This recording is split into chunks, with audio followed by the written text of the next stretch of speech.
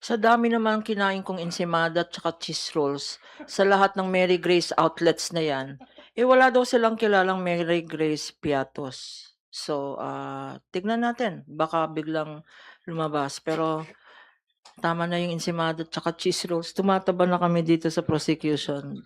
Wala talaga siya sa mga restaurant na 'yan.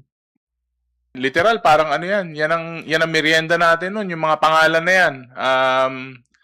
Isa-isa nating kinuha sa PSA. Kung nag-e-exist yung mga 'yan, halos 200, 300 po yata ang hindi nag-e-exist dun sa mga pangalan na 'yan. So, andito na tayo, sabi ko nga, ito na yung perfect stage. Ito na ang pinaka-importanting part. So, sana po, sabi nga ni Kong Joel, mailabas po lahat ng mga 'to.